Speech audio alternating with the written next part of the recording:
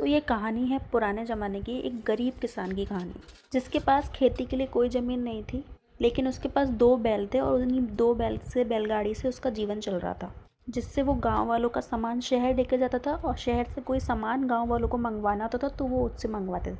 तो इसी बैलगाड़ी से उसका पूरा जीवन चल रहा था। वो ऊपर वाले को हमेशा कोसता था कि मेरी ज़मीन नहीं है मेरे पास, वो 2 बैलगाड़ी से मुझे अपना पूरा जीवन यापन करना पड़ रहा है।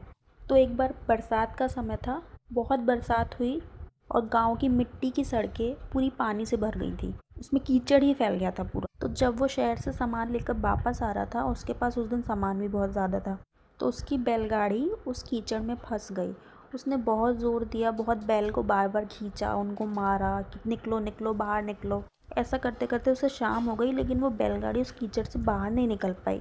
और फिर रात होने लगी तो वो भगवान को कोसने लगा, क्यों मेरी बैलगाड़ी फंसा दी भाई, तो वैसे भी मेरे पास कुछ नहीं है। तो बस वो भगवान को कोसे ही जा रहा था कि क्यों मेरा बैलगाड़ी फंसा दी, मेरे पास खाने के लिए वैसे ही कुछ नहीं। किस्मत को कोसे जा रहा था बार बार। तो उस सड़क से एक महात्मा गुजर रहे थे। उन्होंने पूछा क्या हुआ, क्यों ऐसे बैठे हुए। तो उसने सारा कुछ बताया उनको। तो महात्मा ने कहा तुम्हारी गलती से ये बैलगाड़ी फंसी हुई। तो उस किसान ने बोला मेरी क्या गलती है इसमें, मैं तो इतना कोशिश कर। तो उन्होंने समझाया कि तुमने तो अभी तक कुछ किया ही नहीं, तुम बैल को कोसे जा रहे हो, उसको बोल रहे हो, पर तुमने तो हाथ भी नहीं लगाया बैलगाड़ी में, किस्मत को कोसे जा रहे हो। तुम उठ के आओगे, कुछ करोगे, तभी तो बैलगाड़ी इस कीचड़ से बाहर निकल पाएगी ना।